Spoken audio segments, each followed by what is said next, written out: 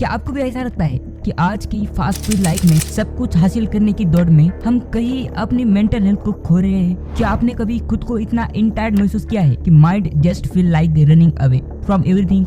आज की युवा पीढ़ी इसी तरह की मेंटल फटीज और स्ट्रेस से गुजर रही है। क्यों आखिर वो इंथुसियास्टिक और जिलस से भरी पीढ़ी इतनी जल्दी डिसअपॉइंटेड और होपलेस हो जाती है? स्मार्टफोन्स, सोशल मीडिया और बढ़ती कंपटीशन ने हमारी मेंटल हेल्थ पर ऐसा असर क्यों डाला है? इस बदलती दुनिया में इमोशनल सपोर्ट की कमी, बढ़ता प्रेशर और रियल लाइफ इंटरेक्शन का अभाव युवाओं को किस हद तक प्रभावित कर रहा है? आज के युवाओं की मेंटल हेल्थ को सुधारने के लिए जरूरी है कि वे अपने थॉट्स को साझा करें, खुद को स्ट्रॉन्ग बनाएं और एक हेल्थी लाइफस्टाइल अपनाएं।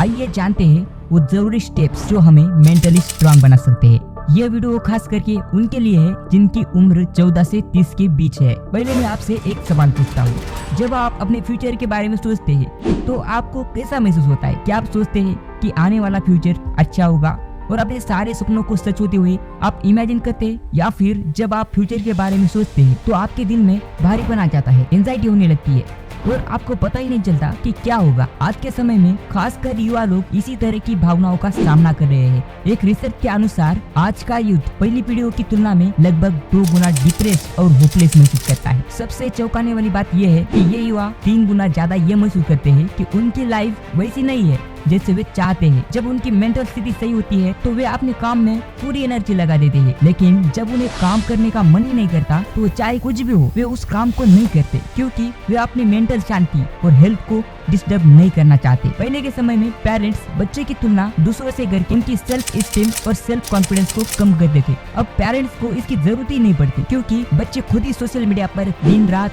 अपनी तुलना दूसरों से कर रहे हैं, जो उनकी सेल्फ वर्थ को कम करता जा रहा है। दूसरों की डिग्रीज, उनके लुक्स, पैसा, सोशल स्किल, कपड़े और सोच के बीच की तुलना उन्हें ये याद दिलाती है कि उनके पास क्या नहीं है। वो अपने ग्रुप में कैजुअली कहते हैं आई एम फीलिंग डिप्रेस्ड, और इसके चलते बाकी लोग उन्हें कंसोल करने लगते हैं। उनका हर बिहेवियर, जैसे कि काम नहीं करना, खाना न खाना या किसी से बात न करना, सब कुछ इस भावना के तहत सही ठहराया जाता है।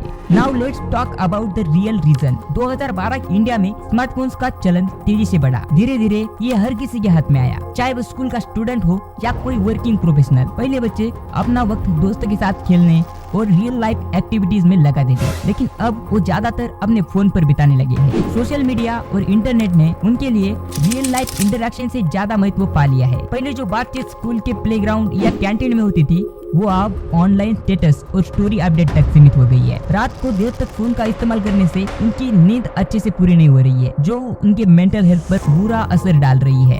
सिर्फ स्मार्टफोन ही नहीं बल्कि अन्य फैक्टर्स भी आज के यूथ की मेंटल हेल्थ को बिगाड़ने में महत्वपूर्ण भूमिका निभा रहे हैं। आज की तेजी से बदलती वर्ल्ड में फैमिली टाइम्स बहुत कम हो गया है। पहले पेरेंट्स अपने बच्चों के साथ ज्यादा वक्त बिताते थे, उनकी बातें सुनते थे, उन्हें गाइड करते थे, लेकिन आजकल की बिजी लाइफस्टाइल और ड्यूअल इनकम फैमिलीज के कारण पेरेंट्स के पास अपने बच्चों के लिए कम वक्त है। इसके चलते बच्चे अपनी प्रॉब्लम्स और इनसिक्योरिटीज को शेयर नहीं कर पाते, जो उन्हें ये इमोशनल डिस्कनेक्ट उनकी मेंटल हेल्थ पर नकारात्मक प्रभाव डाल रहा है, क्योंकि उन्हें अपने फीलिंग्स का सामना करने में प्रॉब्लम हो रही है। हमारी लाइफ में कई ऐसी चीजें होती है जो हमारे कंट्रोल से बाहर होती है, जैसे लोगों का behaviour, situation, outcomes and much more. इन चीजों के बारे में लगातार स्ट्रेस या एंजाइटी में ही रहते हैं तो हम अपनी मेंटल पीस को खुद ही समाप्त कर रहे हैं।